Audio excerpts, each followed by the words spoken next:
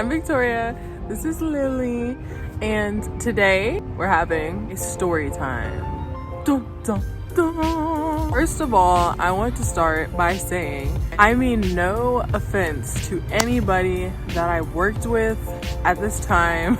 I literally met some of the coolest people during this time in my life, and I still have many of the girls on Facebook. I really mean no offense. There was not a single girl there that I disliked, so no offense to anybody, and I'm not trying to speak bad on the club itself either.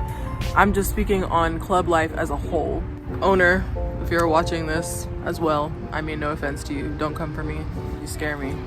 This is just an account of my personal experience. Let's get into it. I was having a very difficult time in my life. I was at a difficult point. I was craving and needing financial independence, and I was needing it quickly. I had gotten left with a decent sized house, and I was needing to keep up with this house, and I was needing to do it on my own.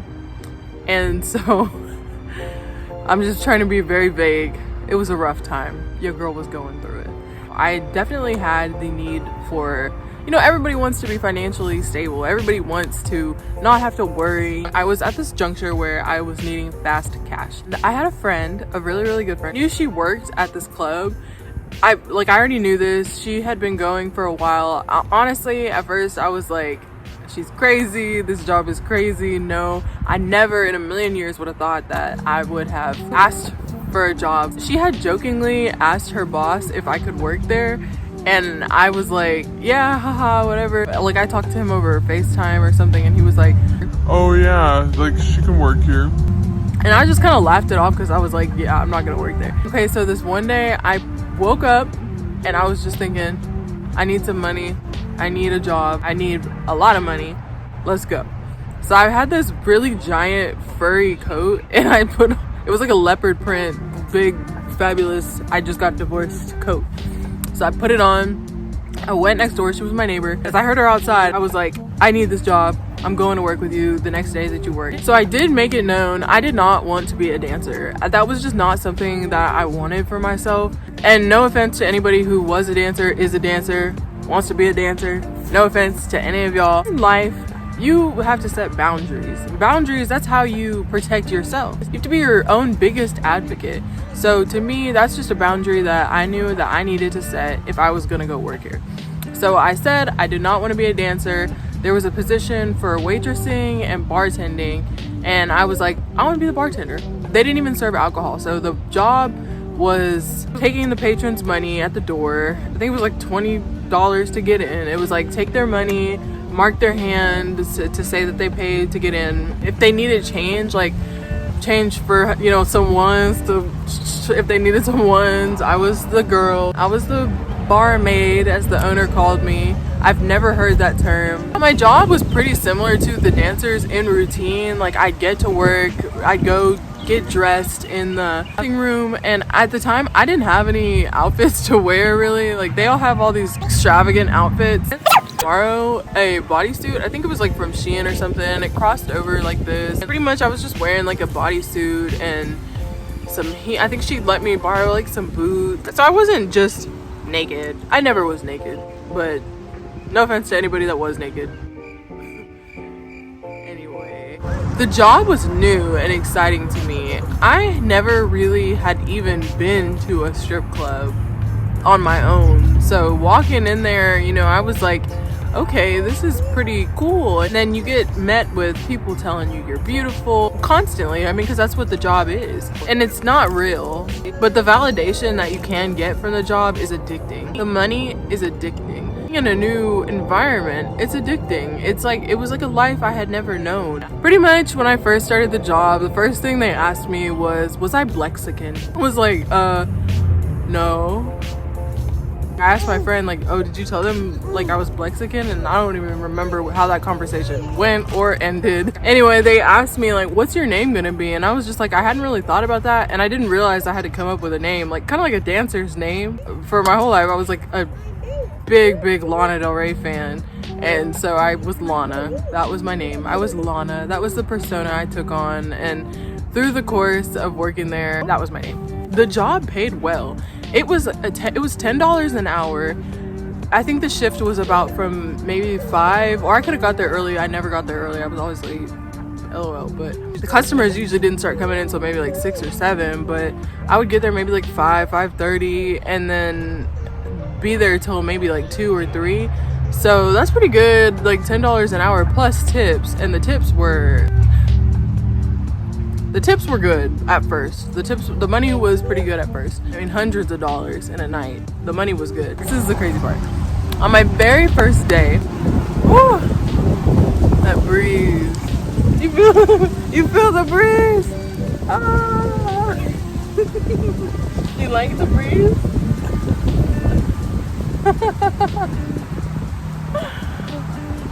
You like it? People keep driving by and staring at me. On my very first day, this girl came up to me. She's like, "What's your name?" I'm like, Lana. Like, I'm about to say Victoria, but I'm like, my real name is Victoria, but my name is Lana here. So I don't know. So she looks at me. She's like, "You need to leave." And I'm like, is this girl like trying to start something with me? I'm like, what did I do? I just got here. I don't know her. She's like, "You need to leave." And I'm like, why? She's like, "Do you believe in God?" and I was like, being raised in the church,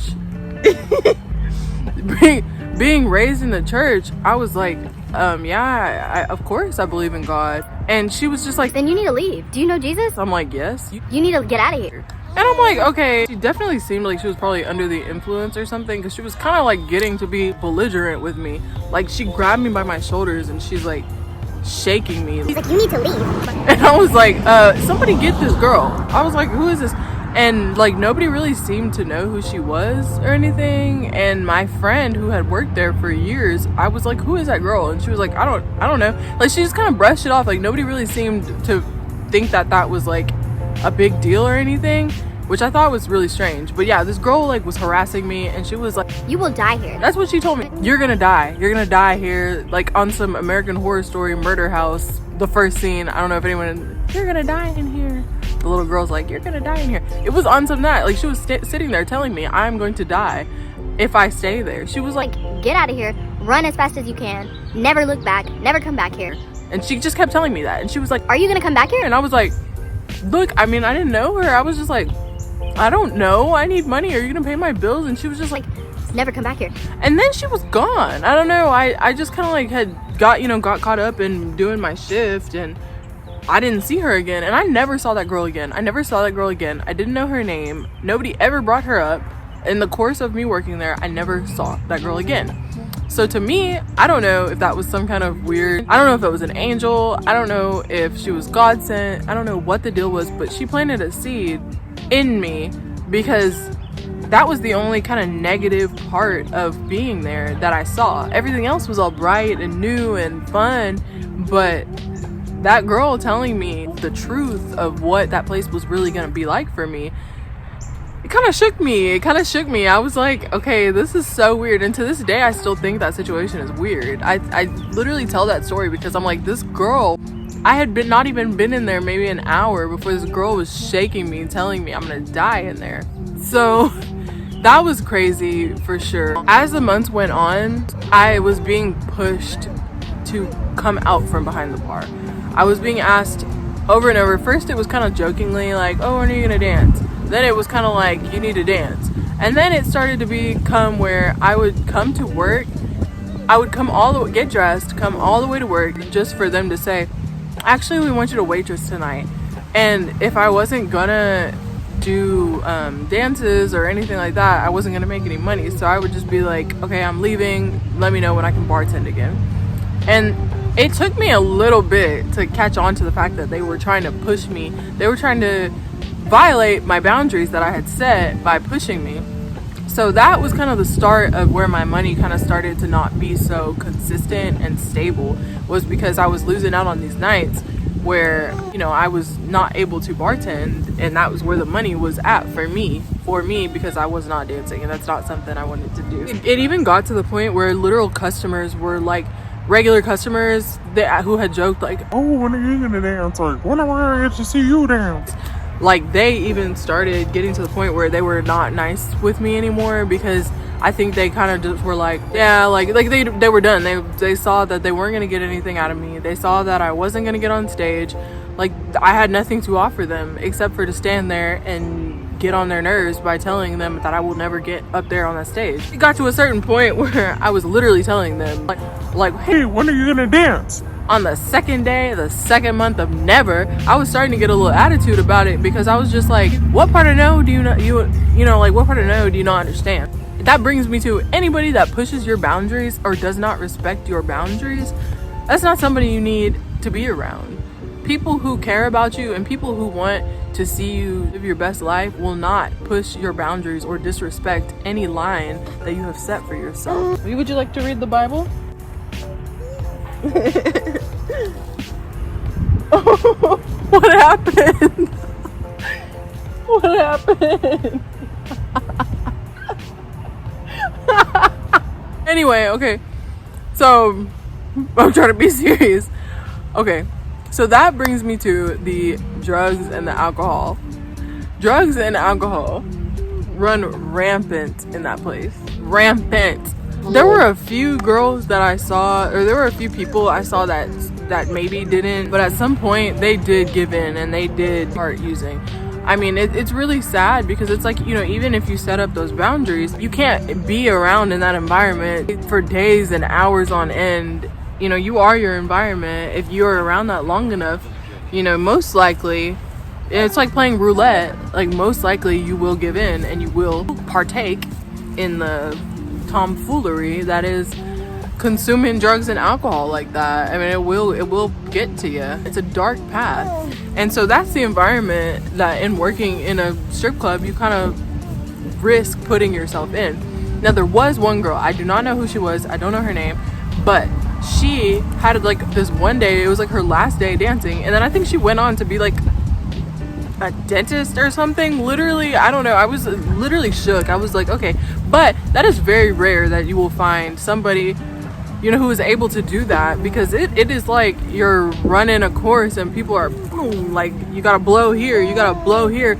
It's like you have to be really, really, really strong to accomplish that. And I know some people, they have that goal, like, I'm just gonna go work in this club, I'm gonna just work there for a little bit, I'm gonna save up this money, I'm gonna put myself through school or something. But when you put yourself in that environment, you literally are running a really, really high risk that you are going to take yourself away from that goal that you were trying to accomplish by working there to fund your future. I guess you're running the risk that your future is going to get taken away from you. The drugs, the alcohol, the fights, the danger aspect of it that you were putting yourself around every single night for hours on end, it's not worth it. It's not worth it. This brings me to my last day working in this club.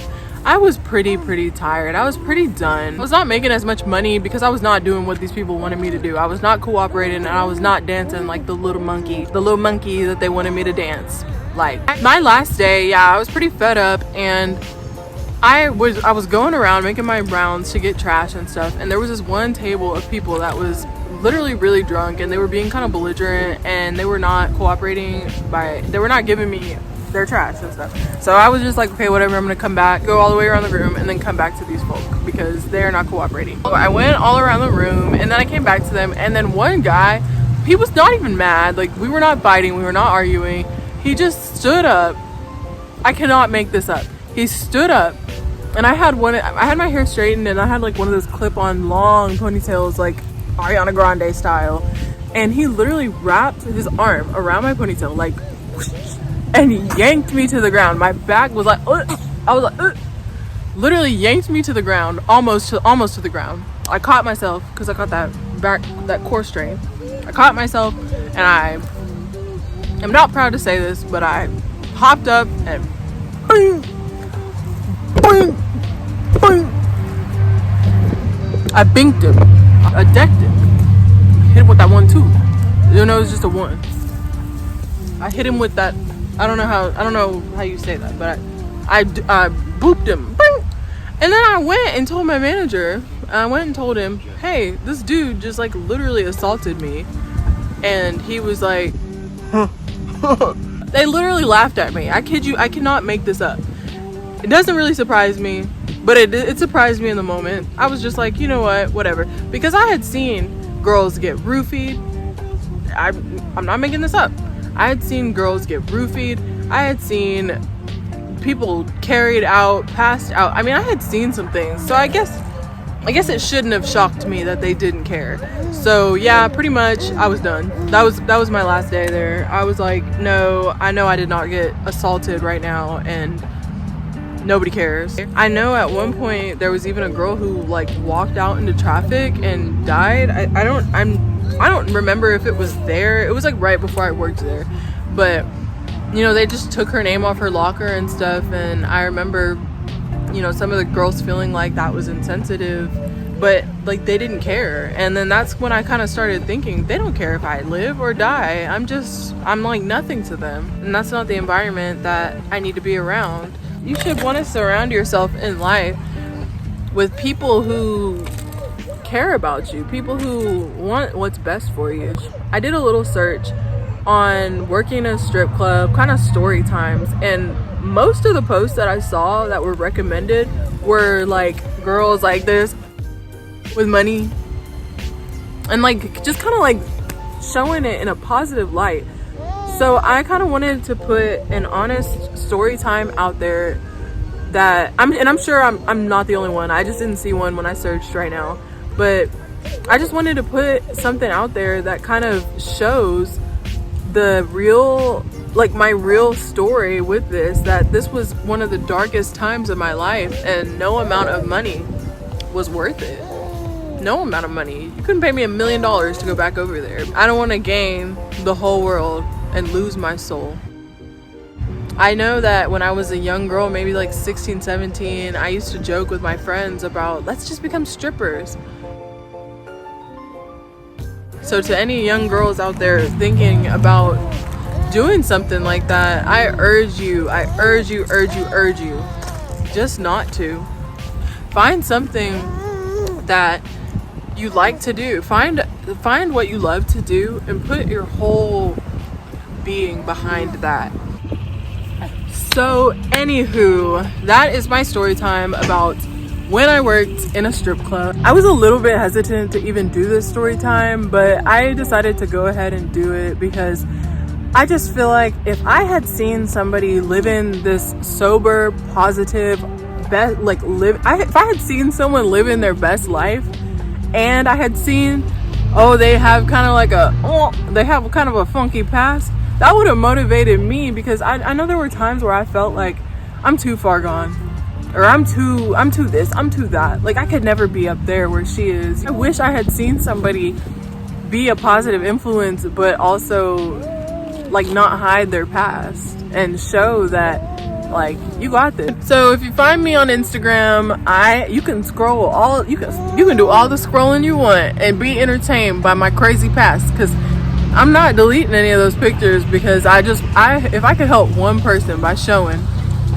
that I was crazy, wine mom Vicky, I was dancing at parties, I was cuckoo. I'm sure many people out there have some crazy stories about me. I'm not afraid. I'm not ashamed. I'm not ashamed of those stories, because that right there should show you to never give up. Tomorrow is a brand new day for everybody. My camera died. Okay. Anyway, I hope I got my point across to y'all. Like and subscribe if you want some more. Maybe I'll do a couple more story times. Maybe I won't. But we're here. We are all positivity, and I just want to share more about my journey to this beautiful spot in my life that I've gotten to. But I have to go run in the house, and I am about to harvest and plant my green onions. They're looking good. I had an eye booger this whole time. Y'all weren't gonna tell me?